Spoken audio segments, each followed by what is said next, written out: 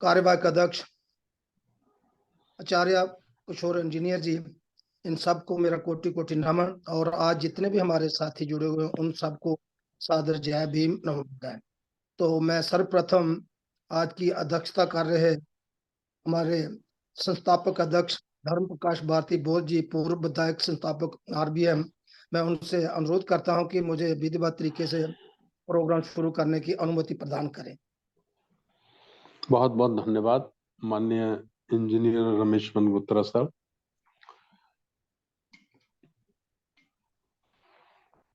संसार को शांति और मानवता का संदेश देने वाले महाकारुणिक तथागत गौतम बुद्ध,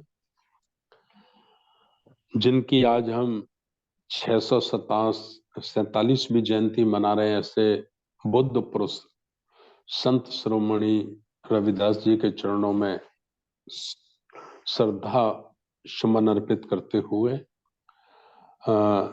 आज हम लोग संत रविदास जी के जीवन संघर्ष पर, उन्होंने जो समाज को दिशा दी, जो वर्ण व्यवस्था, अंधविश्वास, जातिवाद के विरुद्ध अपने जीवन के अंतिम समय तक जिन्होंने संघर्ष किया, आज से 600 वर्ष पहले, उनको हम आज नमस्कार करेंगे, उनकी स्मृति में चर्चा करेंगे।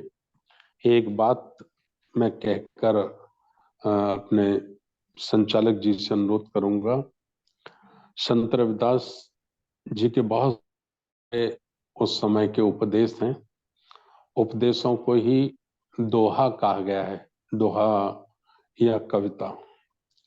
तो उनमें से एक, जो समाज पराधीन था, दूसरों के अधीन था, एक धर्म विशेष बनाकर उनको गुलाम, दास, लाचार बना लिया था, तो वो उस गुलामी से, उस लाचारी से, उस दासता से बगावत कर दें और स्वाभिमान के लिए संघर्ष करें। उसके लिए एक दोहा संत रविदास जी का बहुत ही प्रचलित है, और वो है, पराधीनता पाप है ये जान ले रे मीत, पराधीनता पाप है ये जान ले रे मीत, पराधीन रे दास से कोई ना करे प्रीत। मतलब संत ये कहते हैं, संत शिरोमणि रविदास जी, कि दुनिया में सबसे बड़ा कोई पाप है, सबसे बड़ा कोई गुनाह है, तो वो पराधीनता है। पराधीनता को त्यागना बहुत जरूरी है। और अपने लिए वो कहते हैं कि पराधीन रह दास से कोई ना करे प्रीत। अर्थात जो पराधीन लोग हैं, जो समाज पराधीन है, जो दूसरों का बंधुआ समाज है, ऐसे समाज से, ऐसे लोगों से कोई प्रीत नहीं करता, उनका कोई सम्मान नहीं करता, उनकी कोई इज्जत नहीं करता। ऐसा संदेश वो अपने उपदेशों के माध्यम से समाज को जगाने के लिए देते हैं। और यही उपदेश आज से 2500 वर्ष पहले तथागत गौतम बुद्ध के, उन्होंने भी स्वतंत्रता, व्यक्ति की स्वतंत्रता, वाणी की स्वतंत्रता, उसके जीवन की स्वतंत्रता के लिए ही बुद्ध ने भी संघर्ष किया था। इसलिए हमारा मानना है कि 2500 वर्ष पहले जो सिद्धार्थ गौतम बुद्ध हुए थे, उन्हीं का रूप है, उन्हीं का रूप है संत कबीर, उन्हीं का रूप है संत रविदास, उन्हीं का रूप है गुरुदेव नानक। जितने भी ये महापुरुष हुए जिन्होंने जाति वर्ण व्यवस्था के विरुद्ध काम किया है, ये बुद्ध का ही रूप है, बुद्ध के ही ये बुद्ध पुरुष हैं, बुद्ध की ही वाणी है। ये विशेष रूप से हमें समझना चाहिए, आज के पीढ़ी में, आज के लोगों को विशेष रूप से ये समझना चाहिए, और हमें अलग अलग नजरिए से इन सभी संत गुरु महापुरुषों को नहीं देखना चाहिए। तो मैं आज के संचालक सम्मानित साहब से निवेदन करता हूं कि वो आगे की कार्रवाई विधिवत रूप से संचालन करें। बहुत बहुत धन्यवाद। बहुत बहुत धन्यवाद, आपने हमें मार्गदर्शन किया, तो मुझे प्रोग्राम शुरू करने की अनुमति प्रदान की। तो पुनः बार सभी साथियों को जय भीम नमोबुद्धाय। आज राष्ट्रीय बौद्ध महासभा जो जूम मीटिंग पर जो प्रोग्राम लेकर आई है, उनका उसका विषय है बहुजन सफरनामा के नायक संत शिरोमणि रविदास जी की 647वीं जयंती पर चर्चा। तो इसमें आज जो हमारे मुख्य तिथि हैं वो है मान्यवर बादल सिंह बोध जी, और अध्यक्षता जैसे कि आपको सुना ही है हमारे मान्यवर धर्मकाश भारती बोध जी, पूर्व विधायक संस्थापक आरबीएम।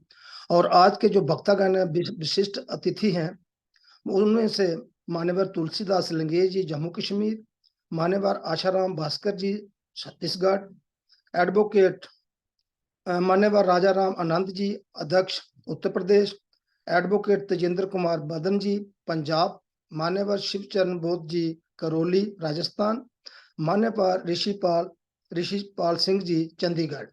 और जैसे कि संचालन का मुझे बाहर दिया गया है तो मैं संचालन कर रहा हूँ इंजीनियर महेश चंद्र गंगोत्रा जी जम्मू कश्मीर से। तो साथियों, जैसा कि अभी साहब ने हमें बताया कि शिरोमणि संत रविदास जी ने आज से 600-650 साल पहले जब जन्म लिया, तो उस वक्त हमारी स्थिति ये थी कि उस वक्त जो हमारा बुद्ध धर्म था वो तो उस वक्त डिक्लाइन पर जा रहा था, क्योंकि 12वीं-13वीं शताब्दी तक हमारा बुद्ध धर्म रहा। तो 13वीं-14वीं शताब्दी में ही हमारे महानायक शिरोमणि रविदास जी ने जन्म लिया, उसी वक्त जन्म लिया। तो कहते हैं जब वो बुद्ध धर्म डिक्लाइन पर जा रहा था तो उन्हीं दिनों 3 महापुरुष हमारे इस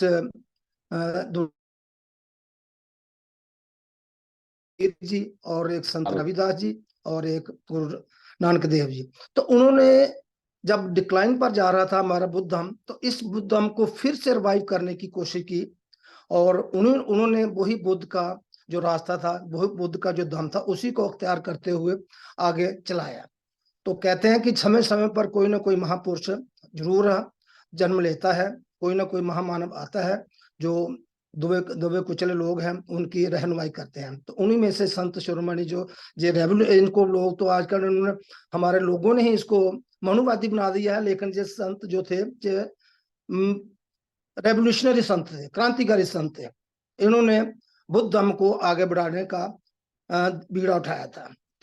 तो आज जो चर्चा रहेगी वो इसी पर चर्चा रहेगी कि जो हमारे नायक संत शिरोमणि रविदास जी की जो जीवन, उनका कैसा जीवन रहा, उस बात उनको क्यों हम बार बार याद करते हैं। तो आज जो साथी हमारे बोले वो इसी पर चर्चा करेंगे। तो मैं सर्वप्रथम मान्यवर ऋषिपाल सिंह जी से अनुरोध करूंगा, वो जो चंडीगढ़ से हैं, कि वो हमें शिरोमणि संत रविदास जी की जीवन पर रोशनी डालें। मान्यवर ऋषिपाल सिंह जी चंडीगढ़ से।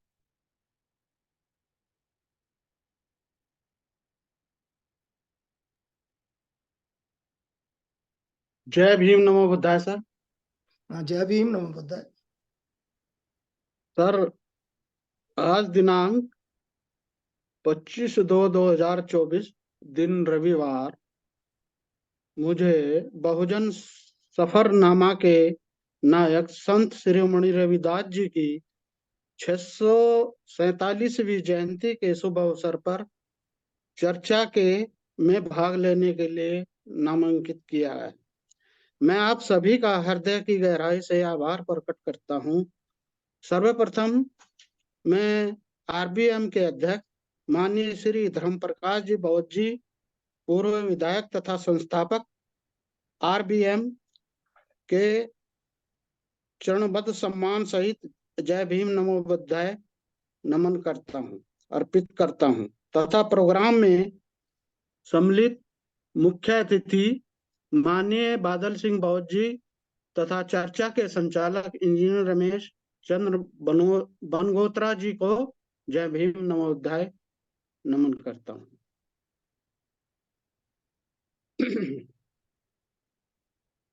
जय भीम नमो बुद्धाय का उद्घोष करते हुए संत शिरोमणि गुरु रविदास जी के बारे में मैं अपने विचार आपके सामने रखना चाहूंगा। संत गुरु रविदास जी महाराज, महान संत गुरु रविदास जी, जिन्होंने जिनको रविदास के नाम से भी जाना जाता है, उनका जन्म बनारस के गोवर्धन नामक गांव में हुआ था। आचार्य पृथ्वी सिंह आजाद के अनुसार भगत सिंह रैदास का जन्म संवत 1433 विक्रमी में तथा डॉक्टर बीपी शर्मा के अनुसार रैदास का जन्म 1445 विक्रमी में, एच.एस. विल्सन मैकलिन तथा डॉक्टर ताराचंद के अनुसार रविदास जी का जन्म संवत 1470 विक्रमी में माना गया है। कुछ तो रविदास जी का जन्म 1370 ईस्वी से लेके 1398 ईस्वी तक मानते हैं। डॉक्टर परशुराम चतुर्वेदी जी रविदास जी का जीवन काल 15वीं सदी से 16वीं सदी तक मानते हैं। रविदास पुराण के अनुसार जो कल रविदास जी का जन्म जयंती मनाई गई है, माघ पूर्णिमा दिन रविवार को माना जाता है। तो मैं इसलिए ये कहीं से रेफरेंस लिए हैं, तो मैं ये इस बारे में ये कहना चाहता हूँ कि जो इन्होंने ऑथर ने, जो भी लिखने वालों ने इनके जन्म के बारे में जो है हमें कंफ्यूज किया है, और ये कारण यही रहा है कि इनकी एक निश्चित तारीख में इनका जो है जन्म जयंती ना मना सके लोग, हमारा समाज, ये बहुजन समाज इनकी जयंती ना मना सके, इसलिए इन्होंने साहित्य में इनके जन्म में भी भ्रमित किया है बहुजन समाज को। मैंने इसलिए दिया है ये। तो इसमें मैं चाहूंगा कि आजकल के विश्वविद्यालयों में हिंदी पढ़ने वाले या संस्कृत पढ़ने वाले लोग, बच्चे, स्टूडेंट, स्कॉलर, वो इनके जन्म के बारे में इस कंसेप्शन को दूर करें किसी तरह से, और इस पे रिसर्च करके कोई काम करें। आचार्य जी, ये गोवर्धनपुर में इनका जन्म हुआ। पिता का नाम इनके भविष्य पुराण के अनुसार संतोष दास था। माता का नाम कलसा देवी और पत्नी का नाम इनकी लोना चमारी बताया गया है। बेटे का नाम रविदास पुराण के अनुसार विजयदास था। 1520 विक्रमी और इनका देहांत 1520 विक्रमी चित्तौड़गढ़ राजस्थान में हुआ था।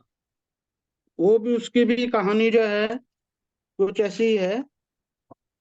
तो खैर, यहाँ प्रख्यात ब्रिटिश स्कॉलर G.W. बिग्रेस की प्रसिद्ध पुस्तक द चमार्स के अनुसार रविदास का जन्म बनारस में 15वीं शताब्दी के अंत में बताया गया है।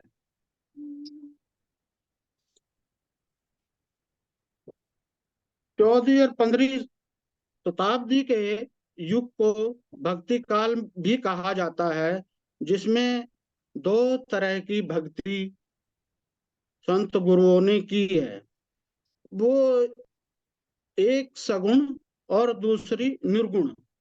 सगुण भक्ति जो प्रभु के अवतारों का, जैसे अवतारों को पूजा गया है, जैसे तुलसीदास जी, सूरदास जी, रामकृष्ण की भक्ति, ये पारिवारिक लोगों की भक्ति किया करते थे ये लोग, सगुण। और एक निर्गुण भगत संत गुरु हुए हैं, जो जो प्रभु की एकेश्वरवादी थे, एकेश्वरवादी थे। जो निर्गुण भक्त थे वो एकेश्वरवादी थे, केवल एक में विश्वास करते थे, प्रभु में। जैसे उनमें से कबीरदास, संत गुरु कबीरदास, संत गुरु नानक जी मुख्य हैं। ये जो हैं, जो रामानंद जी के शिष्य भी माने जाते हैं। इसमें भी कुछ वो है, रामानंद जी जो रामानुज के शिष्य माने जाते हैं, जो साउथ में प्रचार प्रसार कर रहे थे अपने दोहा वाणी का, उसी के चेले जो हैं, उसी के शिष्य रामानंद जी माने गए हैं, और रामानंद जी के शिष्य गुरु रविदास और कबीरदास जी माने गए हैं। ऐसा है। संत गुरु रविदास जी महाराज की रचनाएं केवल फुट फुट फुटकर रूप में पाई जाती हैं।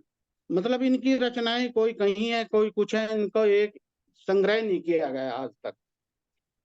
शायद जालंधर में निरंजन दास के यहाँ एक रविदास धम्म स्थापित किया है, हो सकता है कि उन्होंने संचालन किया हो, या फिर भी रह गए हैं इनके दोहे। तो चाहिए, समाज को चाहिए कि किसी भी तरह उनके दोहों को संग्रहित करके एक पवित्र ग्रंथ तैयार किया जाए, जिससे सभी बहुजन समाज उनको स्वीकारे और उसको रिकॉग्नाइज किया, समाज में रिकॉग्नाइज करे।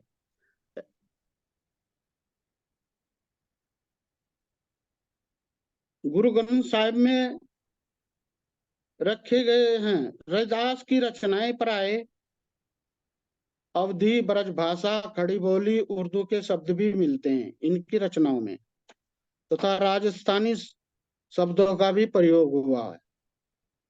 यहाँ पर मैं उनकी कुछ खास रचनाएं के बारे में कहना चाहूंगा।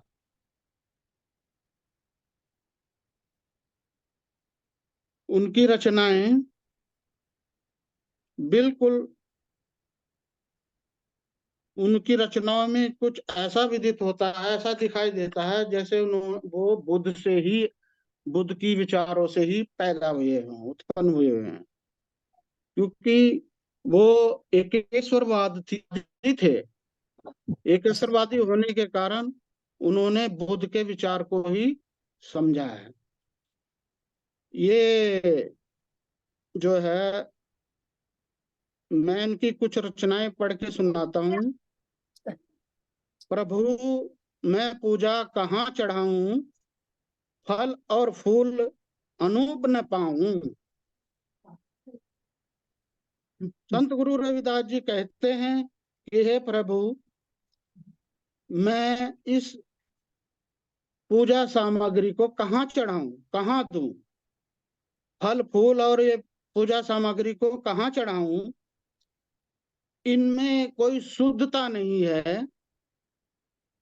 फूल जो है भौरों ने वो झूठे कर दिए हैं। थनहर दूध जो बछेर जुठारी, थन का दूध जो है बछड़े ने जूठा कर दिया है, इसमें कोई शुद्धता नहीं है। पहुप भवर जल मीन बिगारी, फूलों को भौरों ने अशुद्ध कर दिया है। मछली ने जल को गंदा कर दिया है। मलियागिरी बेंद भुग अंगा, विष अगृत दो एक संगा। मलियागिरी चंदन, मलियागिरी में चंदन का पेड़ है, उस पर सांप लिपटे रहने के कारण उसके अमृत को उसमें विष मिल गया है। तो मैं कहाँ करूं पूजा, किसकी करूं पूजा? मन ही पूजा मन ही धो। उन्होंने कहा, संत रविदास ने कहा कि मन ही, अगर मन हमारा साफ है, मन ही पूजा है और मन ही धूप, धूप अगरबत्ती सब मन ही है। अगर हम मन को अपना साफ रखेंगे तो हमारा मन ही सब कुछ है। मन ही स्वें सहज स्वरूप। मैं मन में ही आपके रूप को सहज करूं, संभाल जाऊं अपने। यही मेरे लिए सबसे बड़ी पूजा है। पूजा अर्चना जानू, मैं पूजा नहीं जानता कि मैं पूजा किस तरह से होती है, मैं पूजा को नहीं जानता। कह रहे दास कवन गीत मेरे। रविदास जी कहते हैं इसमें कि हे प्रभु, मेरी कैसे गति होगी।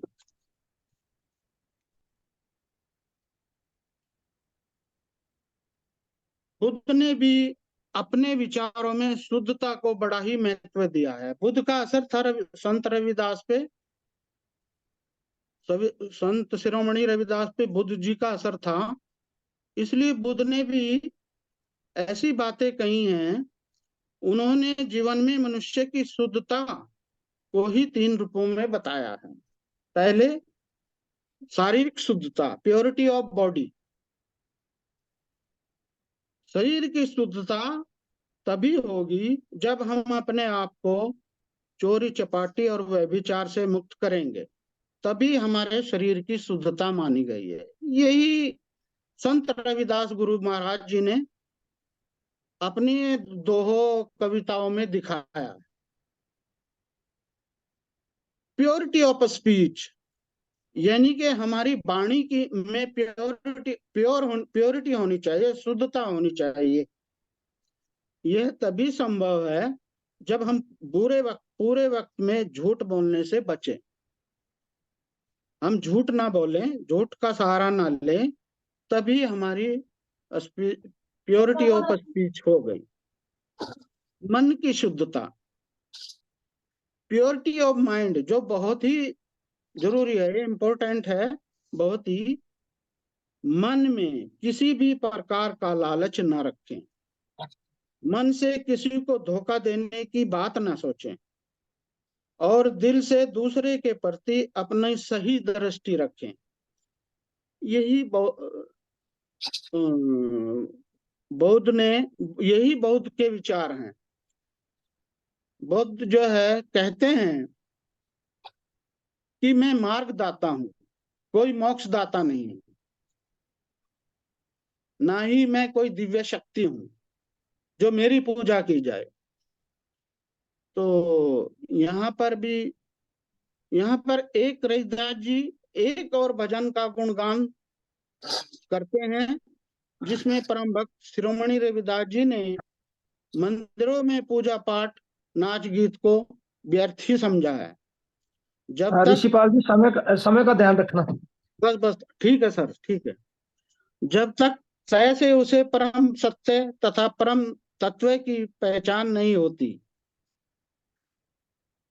उन्होंने इस दोहे में ये कुछ कहने की कोशिश की है। भक्ति, मैं सुनाता हूं दोहा। भक्ति ऐसी सुन रे भाई, आई भक्ति आई। ये भक्ति ऐसी होनी चाहिए भाई कि जो भक्ति करता है उसका बड़प्पन खत्म हो जाता, मतलब उसमें कोई अहम भावना नहीं रहती। कहाँ भयो नाचे अरु गाए, कहाँ भयो कीने। वो वो कहते हैं कि नाचने गाने से, मंदिरों में नाचने गाने से कोई भला होने वाला नहीं है, तब से भी कुछ नहीं होने वाला। कहाँ भयो जे चरण पखारे, जो लो सत्व नहीं चीने। मूर्ति के शरण धोने से भी कुछ नहीं होने वाला। परमात्मा की पहचान नहीं होती बिल्कुल ही। जो लो सत्व न चीने, इससे परमात्मा की पहचान नहीं बनती। कहाँ भयो जे मूड मुंडायो, कहाँ तीर्थ व्रत कीनो। सिर मुंडवाने से भी कोई लाभ नहीं है, तीर्थ वगैरह जाने से भी कोई फर्क पड़ने वाला नहीं है, इससे भी कोई लाभ व्यक्ति को मिलता नहीं है। स्वामी दास भगत अरु सेवक, परम तत्व नहीं चीने। भक्ति के बाहरी साधनों से कोई लाभ नहीं मिलता जब तक मनुष्य जो है वो उसके अंदर अपनी चाहत नहीं गुजर। कह रविदास तेरी भक्ति दूरी है। रविदास जी कहते हैं कि तेरी भक्ति, हे प्रभु तेरी भक्ति मेरे लिए बहुत दूर है। अगर मेरे ये भक्ति मुझे मिल जाए आपकी, तो मैं बहुत भाग्यशाली रहूं।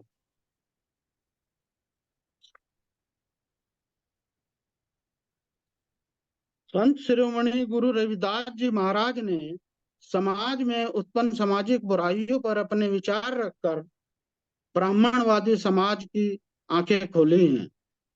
ब्राह्मणों ने उनके बारे में गलत एवं झूठा चमत्कार लिखकर उनको उनकी उसको जीवनी को ब्राह्मणीकरण करने की कोशिश की है। वास्तव में उनका उस शताब्दी के पाखंडवाद वर्ण व्यवस्था के खिलाफ एक प्रकार का आंदोलन ही था, जो उन्होंने संत कबीर और गुरु नानक देव महाराज जी के साथ मिलकर चलाया। वो वर्ण व्यवस्था और छुआछूत के बहुत ही खिलाफ थे। उन्होंने इसके बारे में भी कुछ दोहे गाए हैं। रविदास जन्म के कारणे होत न कोई नीच, नर को नीच करी डारी है ओछे कर्म की नीच। उनके दोहे जो हैं बड़े ही साधारण सिंपल समझे जा सकते हैं। जिस प्रकार इस दोहे में लिखा है, रविदास जाति मति पूछिए, का जात का पात, ब्राह्मण खत्री वैश्य शूद्र समय की है एक जात। ये भी उन्होंने कहा है, इसलिए उन्होंने वर्ण व्यवस्था को अस्वीकार कर दिया कि भाई ये कुछ नहीं है, ये इंसान की बनाई हुई चीज है, ब्राह्मणों की बनाई हुई चीज है, ये कुछ नहीं। उन्होंने पाखंडवाद का भी खंडन किया।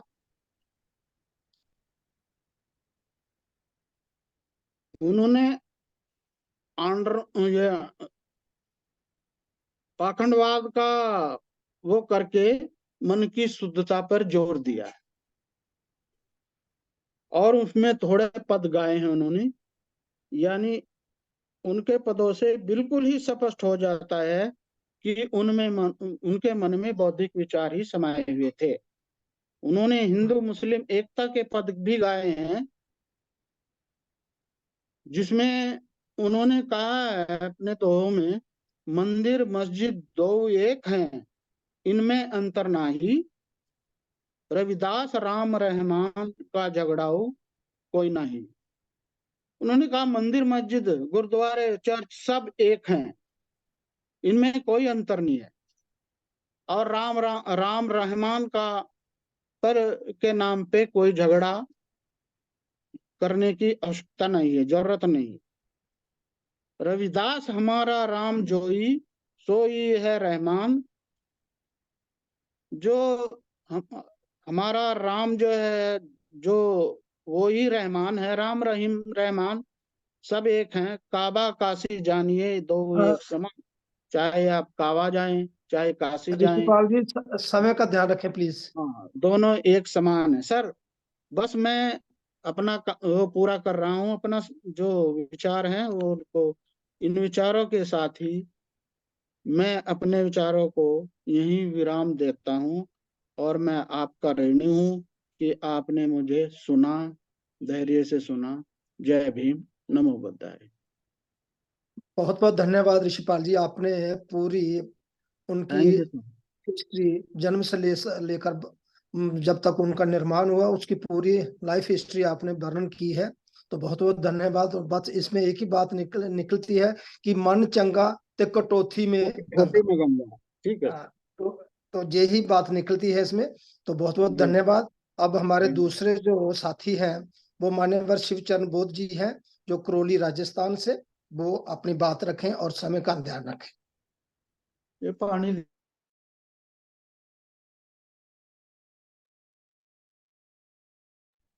अब अगले जो वक्तागण है हमारे शिवचरण बोध जी करौली राजस्थान से, वो अपनी बात रखें और समय का भी साथ में ध्यान रखें।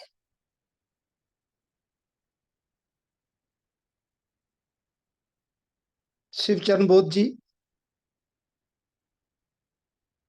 जुड़े हैं?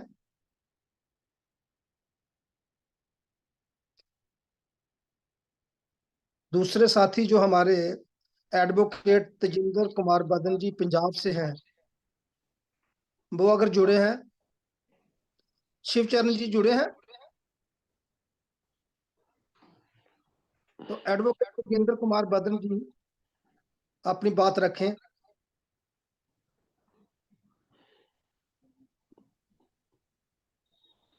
मान्यवर एडवोकेट तेजिंदर कुमार बदन जी।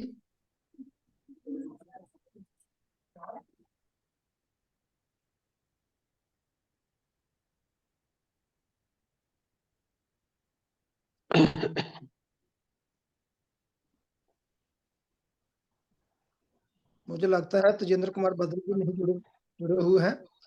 तो अब मैं न्योता देता हूँ कि हमारे अगले जो वक्तागण है वो कर्मठ वक्तागण है हमारे राजा राम आनंद जी, अध्यक्ष उत्तर प्रदेश, और वो पूर्व मंत्री भी रह चुके हैं। तो मैं उनसे अनुरोध करूंगा कि वो अपने संत रविदास जी की जीवन में रोशनी डालें। राजा राम जी।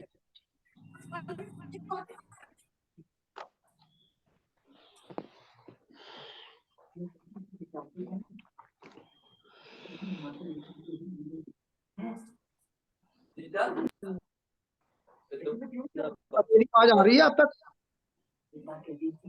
हेलो,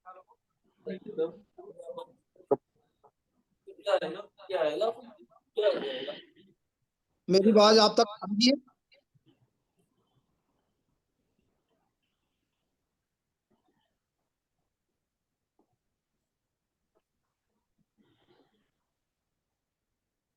मान्यवर राजा आनंद जी क्या जुड़े हुए हैं? दिखाई नहीं पड़ रहे, तो मैं स्क्रीन पे दिखाई नहीं पड़ रहा। अगले वक्तागण जो हमारे हैं आशाराम भास्कर जी छत्तीसगढ़ से हैं। अगर वो जुड़े हैं तो अपना माइक अनम्यूट करें और मान्यवर संत शिरोमणि रविदास जी की जीवन लीला पर अपनी बात।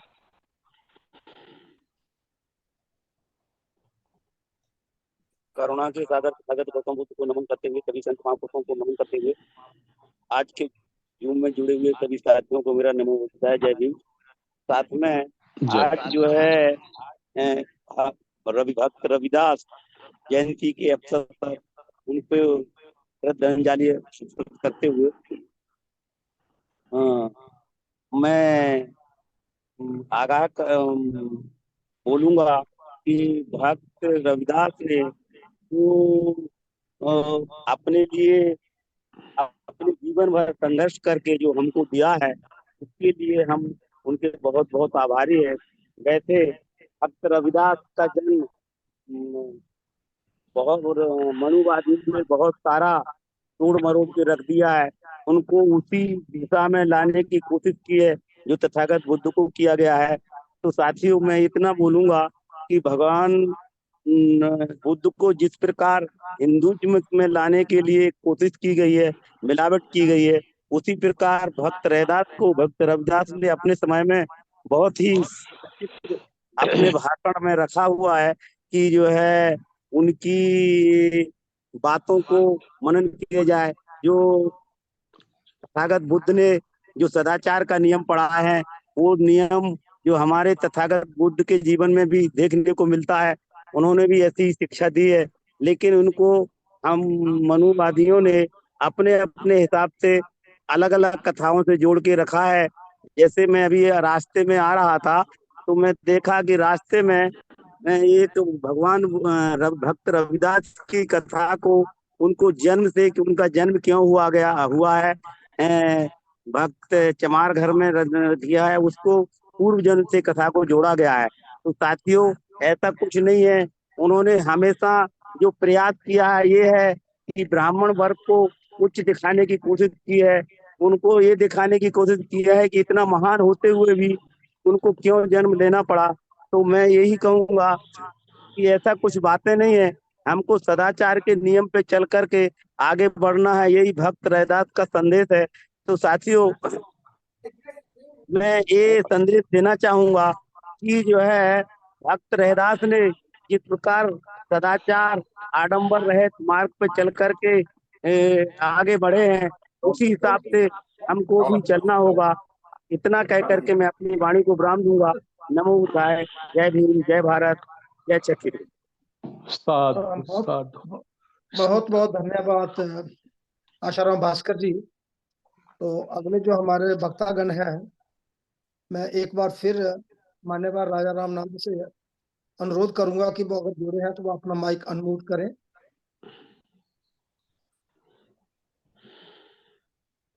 तो अगर नहीं जुड़े हैं तो मैं यूपी से ही हमारे एक और कर्मठ साथी, कर्मठ नेता जगदीश प्रसाद जी है, जुड़े हुए हैं। वो 2 मिनट के लिए वो भी अपनी बात रखें। जी,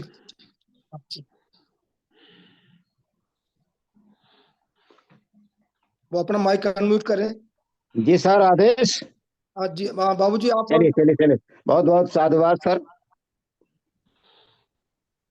सतगुरु संत शिरोमणि रैदास जी के जन्म दिवस पर मैं सभी लोगों को हार्दिक बधाई देते हुए, मंगल कामनाएं करते हुए, सम्यक संबुद्ध को कोट कोट नमन करते हुए, महामानव बोधिसत्व बाबा साहब डॉक्टर भीमराव अंबेडकर को नमन करते हुए, मानव काशीराम साहब जी को नमन करते हुए, सभी संतों गुरुओं को नमन करते हुए, यहाँ पर बैठे हुए राष्ट्रीय अध्यक्ष श्रद्धेय धर्मप्रकाश भारती जी को, कार्यवाहक अध्यक्ष श्रद्धेय बादल सिंह बौद्ध जी को, राष्ट्रीय महासचिव इंजीनियर मनगोत्रा जी को जो स्वयं में संचालन कर रहे हैं, और यहाँ पर उपस्थित सभी उपासक और उपासिका को मैं जय भीम नमो बुद्धाय बोलते हुए अपनी बात कहता हूँ। संत शिरोमणि रैदास जी, जैसे उनका नाम रविदास लिखा जा रहा है, रविदास गलत है। मुझे अच्छी तरह से मालूम है, जब मैं बचपन में था तभी लोग, मेरा घर एकांत में था, तो लोग जब रास्ते में जाते थे तो पूछते थे भैया किसका घर है, तो हम लोग बताते थे बचपन में छोटे छोटे कि रैदास का घर है।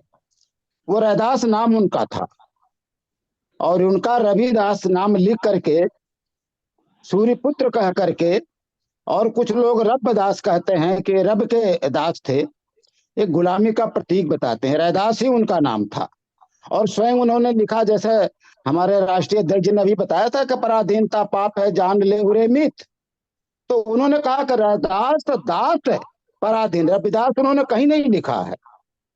बहुत कम समय में अपनी बात कर रहा हूँ। रैदास दास पराधीन सो कौन करे रे प्रीत, तो उन्होंने अपने को रैदास ही कहा है। मैं तो केवल इतना कहना चाहता हूँ, क्योंकि कहने को तो बहुत कुछ उनके बारे में है। उन्होंने बहुत ही बुद्ध के मार्ग पर चल करके, जो लोग भक्ति युग का आंदोलन उसको घोषित करते हैं कि ये भक्ति युग था, तो मेरे अपने स्वयं के विचार हैं, ये भक्ति युग नहीं था, ये आंदोलन युग की शुरुआत थी। क्योंकि उस वक्त जिन परिस्थितियों में रैदास जी का, कबीरदास जी का, इनका जन्म हुआ था, उस वक्त बड़ी विषम परिस्थितियां थी, और उन परिस्थितियों के चलते ही मूर्ति पूजक रामानंद से उन्होंने अपना गुरु बनाया था, रामानंद जी को। जबकि रामानंद जी में और इनमें दोनों में अंतर बहुत है, लेकिन चूंकि वहां पर उस वक्त किसी को शिक्षा दीक्षा देने के लिए किसी न किसी को दीक्षित होना पड़ता था, इसीलिए संत शिरोमणि रैदास जी ने रामानंद जी से शिक्षा ग्रहण किया था, उनको अपना गुरु बनाया था। तब जाकर के उन्होंने मीराबाई को, रानी झाली को, इनको शिक्षा दिया था, और तमाम लोगों को शिक्षा दिया था। बहुत सी बातें इनके बारे में है, और बड़े दुख के साथ मैं कहना चाहता हूं, चाहे वो कबीरदास जी हो, चाहे मोदीगलैंड जी हो, चाहे शंभू जी हो, इन सब का जिस तरह से बेरहमी से वध किया गया था, और उसी ही बेरहमी से रैदास जी का भी वध किया गया। हमें बड़ा दुख होता है इस बात को लेकर के कि हमारे बीच में जो लोग भी आंदोलन की शुरुआत करते हैं, और वो आंदोलन की इस बलवेदी पर चढ़ जाते हैं। हमें रैदास जी के वाणी को पढ़ना चाहिए, और मुख्य बातें जो उनमें है, जो बुद्ध के परम अनुयायी थे, जो कि उस वक्त वो कहते थे कि मैं बुद्ध का परम अनुयायी हूं, तो निश्चित है उसी समय ही रैदास जी की हत्या हो जाती, और रानी झाली के षड्यंत्र के द्वारा चित्तौड़गढ़ में इनकी हत्या हुई। और तभी से एक कहावत कही जाती है, गढ़ चित्तौड़गढ़ बाकी सब तलैया। क्योंकि उसी समय रैदास जी की हत्या की गई थी। चूंकि साथियों समय 2 मिनट का मिला है, तो इसलिए मैं पुनः रैदास जी के जन्मदिन पर सभी को हार्दिक बधाई देते हुए, मंगल कामनाएं करते हुए अपनी बात को समाप्त करता हूं। नमो बुद्धाय, जय भीम। बहुत बहुत धन्यवाद बाबूजी, आपने बहुत बड़ी बात कह दी है। तो ये बात सच है कि लोग तो कहते हैं कि उन्होंने अपनी रुम्बी से अपना वो जिनाऊ डाले थे, ये गलत बात है। उनका वादी ही हुआ था, वो भी बात वहां राजस्थान में ही हुआ था। तो ये हमारे कबीर दास जी और संत कबीर जी का भी वादी ही हुआ था। इवन कि गुरु नानक जी का भी वाद हुआ है। तो ये बहुत दुख की बात है कि हमारे लोग कहते हैं कि उसको रुम्बी मारकर उन्होंने अपना शरीर खोला और उसमें से जिनाऊ निकाले थे। बहुत बहुत धन्यवाद सर। तो अगले हमारे वक्तागण हैं जम्मू कश्मीर से, बहुत ही हमारे सीनियर साथी तुलसीदास लंगेह जी। मैं उनसे अनुरोध करूंगा कि वो अपनी बात रखें।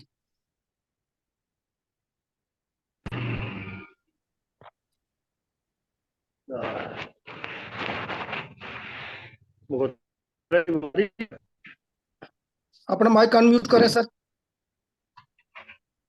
माइक अनम्यूट है मेरा। हाँ जब करिए, हाँ चलिए सर बोलिए। आ रही आवाज? हाँ जी सर। तथागत गौतम बुद्ध को करते हुए बहुजन समाज में जन्मे सभी संतों महंतों और गुरुओं को नमन करते हुए पार्टी रक्षा कर रहे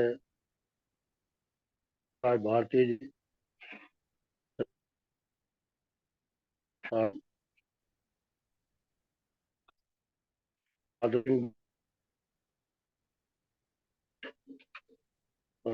कार्यकारी अध्यक्ष और आज के वेबिनार में जुड़े सभी उपासकों आज गुरु रविदास जी के जन्म दिवस के सिलसिला में रखा गया है। ऐसा जो हमें इतिहास में मिलता है, आपने एक बुक लिखी है, उसको लिखा है 1435 की बात दुखियों के कल्याण हित प्रकटे रविदास। यानी उनका जन्म जो है कई तिथियों में बताया गया है, लेकिन जो अभी मान्यता जो मिली है वो 1433 की है और 1584 उनका जो है अंत हुआ है। यानी एक पावन साल आजू उन्होंने अपना जो है जीवन जो है व्यतीत किया है। और इसी के साथ ही जैसे उनके गुरु भाई थे कबीर साहब, वो 121 साल की आयु में गए। तो गुरु रविदास जी का जो संघर्ष है वो ये वर्ण व्यवस्था, जात पात, भेदभाव के खिलाफ उनका संघर्ष रहा है। जैसे उनके बहुत से दोहे हैं और उनके दोहे जो आपको मिलेंगे, जैसे गुरु ग्रंथ साहब है, उसमें जो दोहे हैं वो सही दोहे जो 41 दोहे जो उनके सुरक्षित हैं। और एक दीप ग्रंथ है जो कहीं कहीं मिलता है, ज्यादा नहीं मिलता है, जहाँ उनमें उनकी वाणी जो है गुरु रविदास जी की वाणी वो दीप ग्रंथ में से मिलती है। और गुरु रविदास जी का जो ज्यादातर जो एरिया रहा है वो हिंदी बेल्ट रहा है। ये जो 14वीं और 15वीं सदी जो है ये बड़ी क्रांतिकारियों की सदी रही है। इसमें सारे क्रांतिकारी संत पैदा हुए हैं, गुरु रविदास जी, कबीर साहब, गुरु नानक देव जी, नामदेव हैं और कुछ और संत भी हैं। तो 12 संतों की कहानी है ये। तो इन्होंने अपने, जैसे कबीर साहब की आप वाणी को स्टडी करेंगे तो उसमें जैसे मुल्तान का एरिया है जो मुस्लिम बेल्ट है, तो उसके एरिया की जो शब्दावली उसमें मिलती है और उसके भाषा मिलती है। गुरु रविदास जी की वाणी में हिंदी बेल्ट की, और जैसे ये भी माना गया है उनका पंजाब का काफी ये एरिया है इनका दौरा रहा है। और जो पंजाबी लिपि जो है, पंजाबी लिपि जो है, ये भी कहा गया है कि ये गुरु रविदास जी की अधीन है। इस लिपि की इजाद जो है गुरु रविदास जी ने की है, पंजाबी लिपि की। इसलिए पंजाबी में बहुत से जो हैं उनका लिटरेचर जो मिलता है। तो जैसे अभी गुरु रविदास जी के दोहे बहुत से हैं। जैसे अभी माननीय भारती साहब ने भी एक दोहे का जो जिक्र किया है, उसको दूसरे शब्दों में उन्होंने किया है, पराधीनता पाप है, पराधीन बेदीन रविदास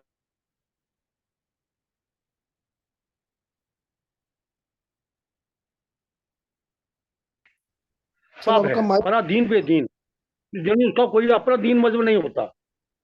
जो उसका मालिक कहता है वही उसका दीन, वही उसका मजहब होता है। रविदास दास पराधीन को सब ही समझे हीन, और जो किसी का गुलाम है उसी से नीच शब्द का जो है उपज हुई है, यानी गुलाम को ही नीच कहा गया है।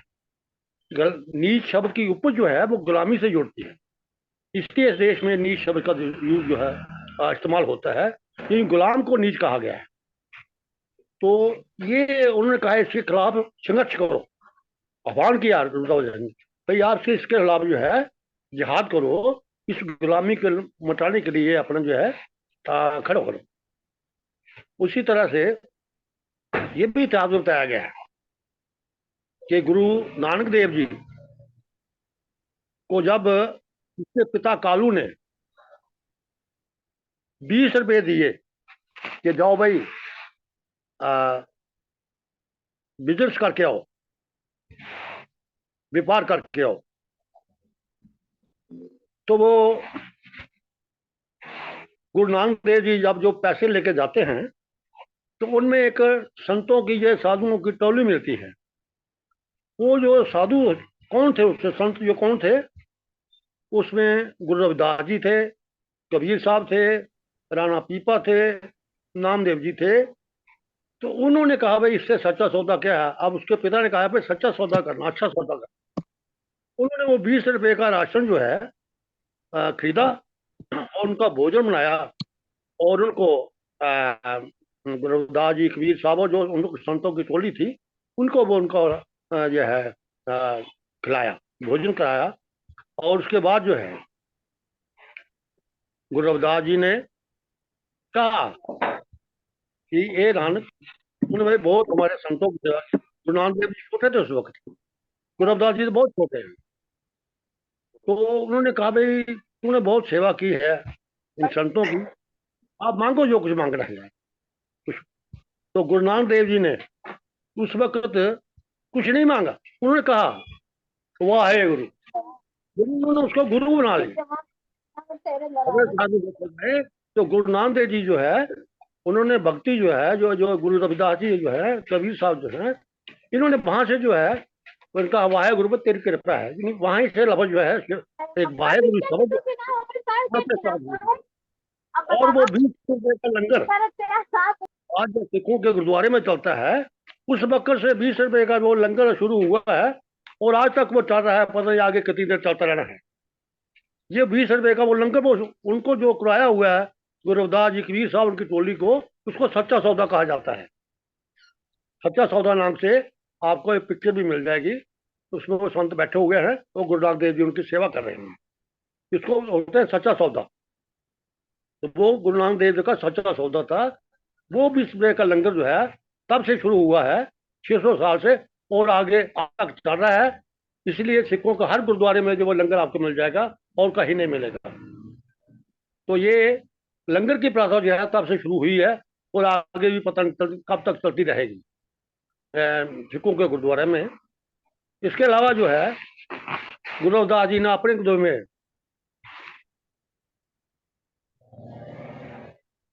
ब्राह्मण मत पूजिए जो होवे गुणहीन, पूजिए चरण चंडाल के जो होवे गुण प्रवीण। कि आपको ऐसे ब्राह्मण को पूजने की जरूरत नहीं है जिसमें कोई गुण नहीं है, चाहे गुण प्रवीण जिसमें गुणवान जो है आप उसकी पूजा करिए, उसके शिक्षा ले सकते हैं। तो ये अब कबीर साहब का संघर्ष, गुरु रविदास जी का संघर्ष, गुरु नानक देव जी का संघर्ष, ये सारा जो है इस व्यवस्था के खिलाफ रहा है। और ये सारे बुद्धा की जो थ्योरी है, लॉर्ड बुद्धा की जो थ्योरी है, यानी ये उसके अनुयायी हैं सारे। जैसे मैंने एक पेपर में पढ़ा था कि गुरु नानक देव जी ने काफी पद यात्रा की है कि वो तिब्बत भी गए, तो तिब्बत से वहां पे उन्होंने बौद्ध मठों का दौरा किया, वहां पर सारा किया। तो अब जब लद्दाख से हम लेह से जब वापस आते हैं तो रास्ते में जगह है गुरुद्वारा पत्थर साहब, वहां उनका गुरुद्वारा भी बना हुआ उनके नाम पे, क्योंकि वहां उन्होंने विश्राम किया था। तो वहां पर जो है अब वो जो है वो तिब्बत के बोध जो उसको गुरु नानक लामा के नाम से पुकारते हैं। ये बकायदा एक पेपर में आया, यानी वो नानक लामा के नाम से उनको पुकारते हैं गुरु नानक देव जी को। इसका मतलब है कि उनका बुद्धा का जो है उन पर असर है। ये पीली जो पटका जो उनके ऊपर है, ये भी उनकी एक निशानी जो है नजर आती है। तो इसी तरह से गुरु रविदास जी ने और भी बहुत सी बातें कही हैं। ये रविदास ये जात पात के ऊपर बोला है, जात जात में जात है, यूं केलड़ में पात, रविदास मनुष्य ना जुड़ सके जब तक जात ना जात। यानी ये जो हिंदू मजहब जो है, ब्राह्मणी कल्प व्यवस्था जो है, ये जात पात के ऊपर निर्भर करती है। यानी जात के ऊपर जात, जात के ऊपर जात, जात में जात, एक जात है उसमें कई जाते हैं। तो इसमें कहा है कि जिस तरह केले का पत्ता होता है, आप अगर उसके तने उतारना शुरू करो तो बीच में से कुछ निकलता ही, वो पत्तों का ही केले का बना हुआ है। केला का तना जो है वो पत्तों से ही बना हुआ है, उसका तना बीच में होता ही नहीं। आप पत्ते उतारते यही उतारते यही उतारते, ये तो बस बीच में तना कुछ नहीं है। इसी तरह से जो है अगर हिंदू मजहब जो है, ये ब्राह्मणी की व्यवस्था जो है, अगर इसमें से आप जात पात को माइनस करो तो बाकी जो है सब बराबर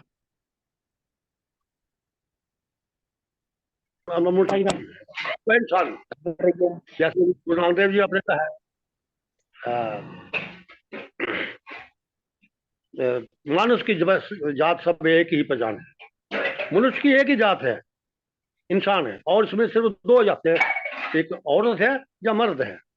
जातें तो जानवरों की होती हैं, बैल है, गाय है, भेड़ है, बकरी है, फलाना है, बोर है, पक्षी है, लटर पटर।